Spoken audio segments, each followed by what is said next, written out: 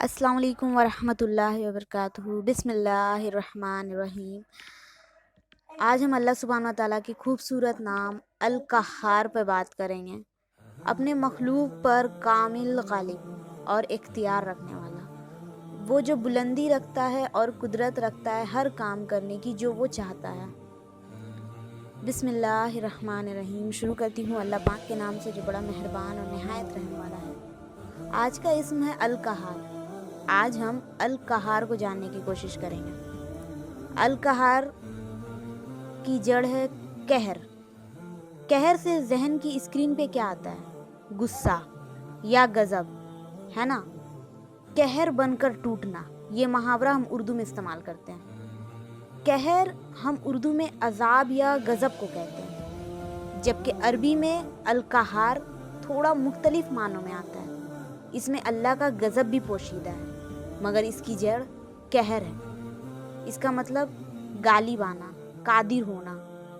اس کا عربی مفہوم ہے فتح حاصل کرنا، زیر کرنا، کسی کو اس کی خواہش کے خلاف مجبور کرنا۔ اس جڑ سے دو نام ہیں، القہار اور القاہر۔ القاہر نام بنیادی شکل ہے جس کا مطلب ہے اٹل، ڈٹا ہوا۔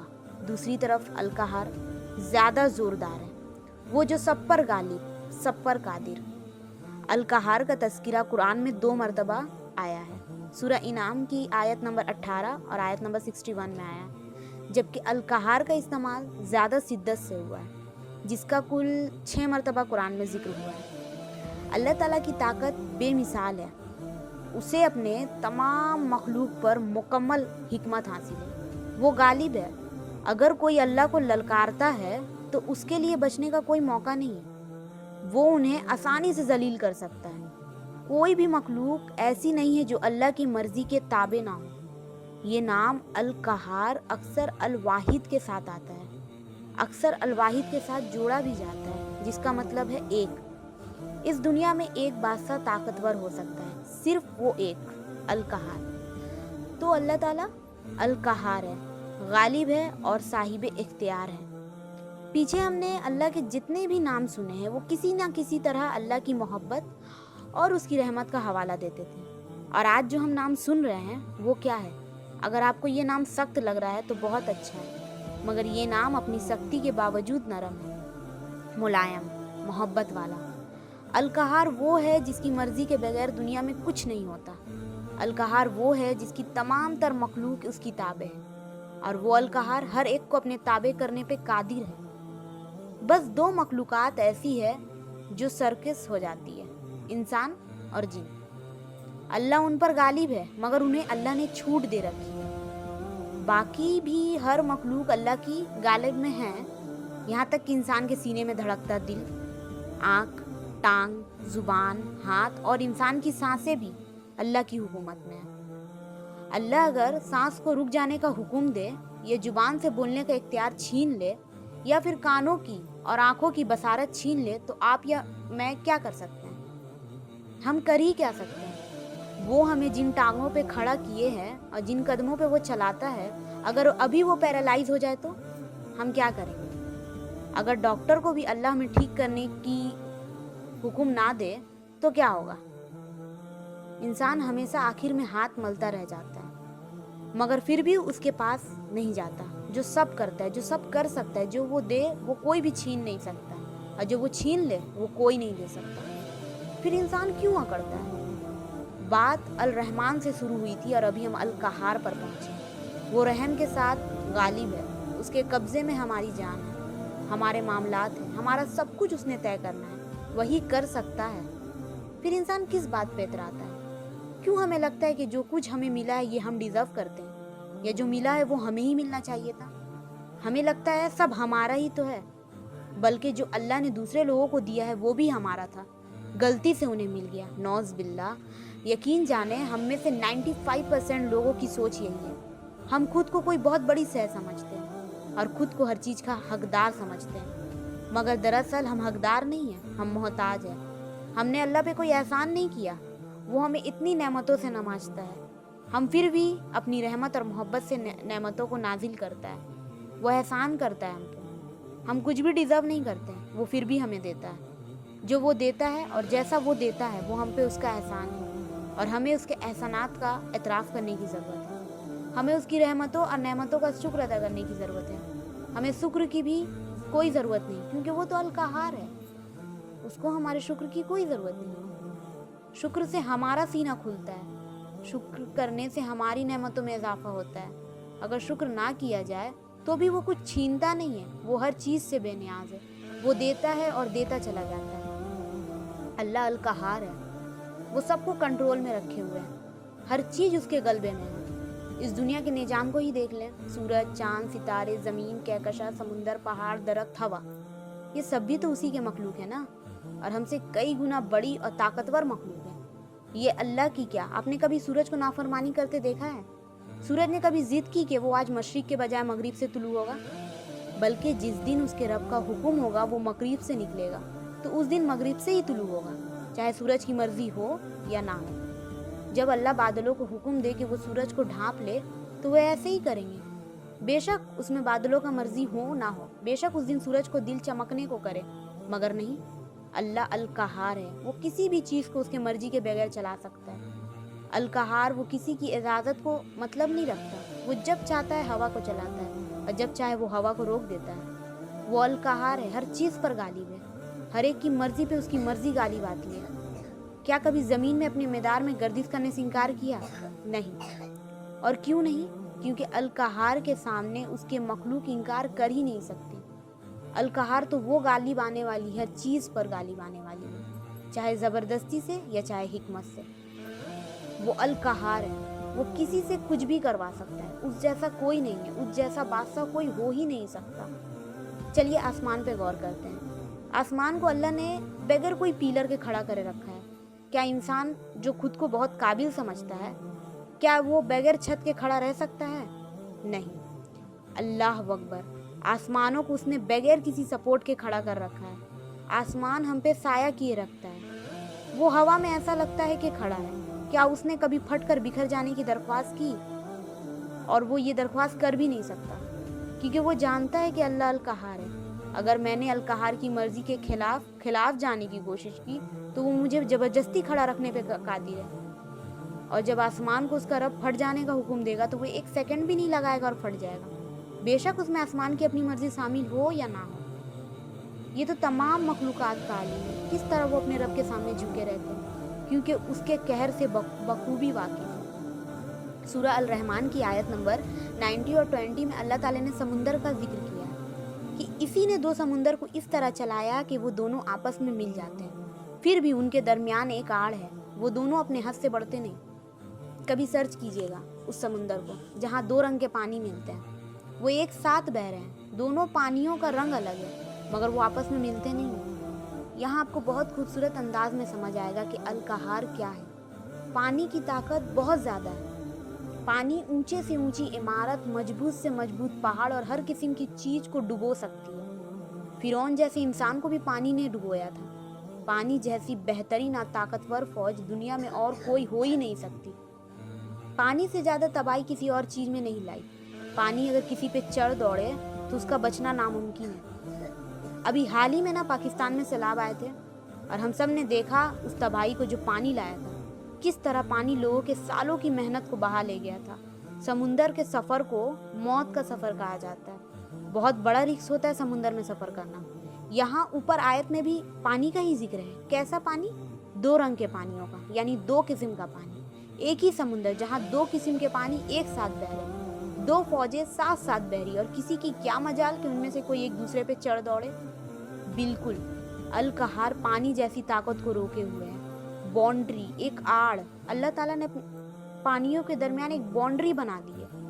القہار نے دونوں فوجوں کی لگام پکڑی ہوئی ہے، نہ وہ ایک دوسرے پہ چڑھتی ہے نہ آپس میں ملتی ہے۔ القہار کو ہر چیز کو اپنے حد میں رکھنا آتا ہے۔ یہ جو فرعون اور قوم طاقتور اور ظالم لوگ تھے، انہیں لگتا تھا کہ دنیا میں انہیں کوئی چیز نہیں گرا سکتی۔ فرعون تو خود کو سب سے بڑا خدا کہتا تھا، پھر ان کی بادشاہیت کو کس بادشاہ نے پکڑا؟ القہار، وہ جو سب کر سکتا ہے، تم چاہو یا نہ چاہو وہی قادر ہے، وہ القہار ہے۔ تم نے جتنی امپائر کھڑی کرنی ہے کر لو، جتنا شرکس ہونا ہے ہو جاؤ، जितनी नाफरमानी करनी है कर लो, मगर याद रखो वो अलकहार है, वो गालिब आ सकता है तुमको, उसकी पकड़ बहुत सख्त है।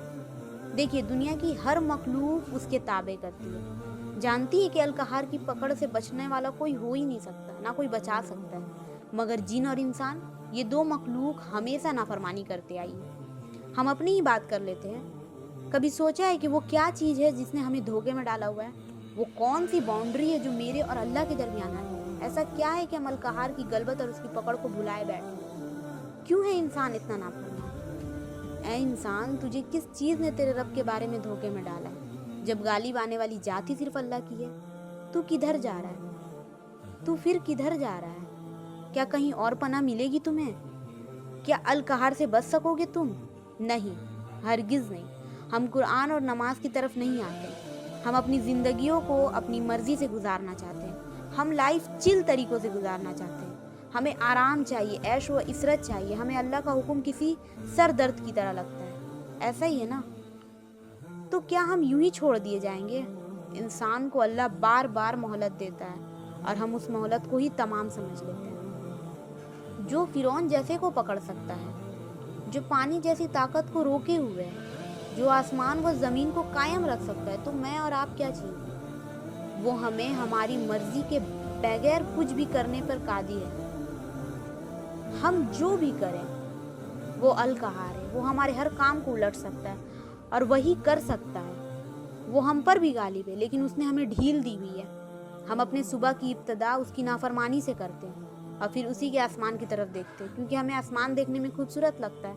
मगर वो जिसका आसमान है, कभी सोचा है वो इतनी नाफरमानियों के बावजूद हमारी आंखें क्यों नहीं छीन लेता? यहाँ आपको बताती हूँ अलकहार की मोहब्बत। वो जो चाहे जब चाहे कर सकता है, फिर भी वो हमें पकड़ता नहीं। पकड़ता तो वो उनको है अपने कहर से जिनसे उम्मीद ख़त्म हो चुकी है, जैसे फिरौन। अगर मैं और आप अभी तक सलामत बचे हुए हैं तो इसका मतलब है कि हमारा रब अभी हमसे मायूस नहीं हुआ। तो क्या लाजमी है कि हम मार खाकर ही सुधरेंगे?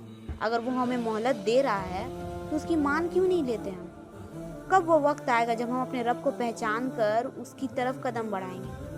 कभी आपने गौर किया कि आपका रब आपसे कितनी मोहब्बत करता है? वो जो किसी मखलूक को नहीं छोड़ता, वो जिसकी पकड़ बहुत सख्त है, वो आपके एक कदम के इंतज़ार में है। पता नहीं क्यों हम उससे दूर भागने लगते हैं। बंदे तो अल्लाह से यूं दूर भागते हैं जैसे उनके पास इसके अलावा और बहुत से खुदा है, और अल्लाह यूं अपने बंदे की परवाह करता है जैसे उसके पास बस एक वही बंदा है। ये है मोहब्बत जो उसके गज़ब में पोशीदा है। अलकहार की मोहब्बत। अलकहार जालिम नहीं है, वो रहमत वाला रब है। मगर अगर कोई उसकी बेलोस मोहब्बत के जवाब में उसी की नाफरमानी करता चला जाए, बार बार मोहलत दी जाने के बावजूद ना सुधरे, तो अलकहार कुछ भी कर सकता है। उसकी मर्जी सबसे बड़ी है, उसकी नेमत और रहमत से बढ़कर है। वो ज़मीन व आसमान का रब किसी को भी काम कर सकता है। वो लोगों के दिल भी बदल सकता है। वो किसी से उसकी मर्जी के बगैर कुछ भी करवा सकता है। वो आपकी दुआओं को भी यूं ही सुनता है और वो आपकी हर दुआ कबूल कर सकता है। हर ख्वाहिश और हर ख्वाब वो पूरा कर सकता है। वो किसी के दिल में आपके लिए मोहब्बत डाल भी सकता है और निकाल भी सकता है। वो आपकी ज़िंदगी के हर मामले से लेकर हर मामूली से पेचीदगी, मसाइल, मामलात पर गालिब है। वो आपके दुखों पर भी गालिब है। वो साहिबे इख्तियार है। वो किसी भी चीज़, शख्स या मुश्किल को ज़ेर कर सकता है। वो कायम रह सकता है। वही है जो हमेशा से और वही है जो हमेशा रहेगा। हम भी तो हमेशा की मोहब्बत को मांगते हैं, मगर इस दुनिया में उसकी ज़ात और उसकी मोहब्बत के अलावा कोई चीज़ हमेशा नहीं रहेगी। हर चीज़ फ़ानी है, सब जल्द ख़त्म हो जाएगा, फिर बाकी सिर्फ अल्लाह होगा। हमेशा ऐसा ही होता है, सब ख़त्म हो जाता है और बस अल्लाह हमारे साथ रह जाते हैं। बस हम और अल्लाह, आप और अल्लाह। इसके कहर से खुद को बचाए। इसका कहर उन लोगों के लिए है जिनसे वो नाराज़ हो जाता है। हमने अलकहार को नाराज़ नहीं करना। याद है ना, हमने पिछला नाम अल गफ्फार पढ़ा था।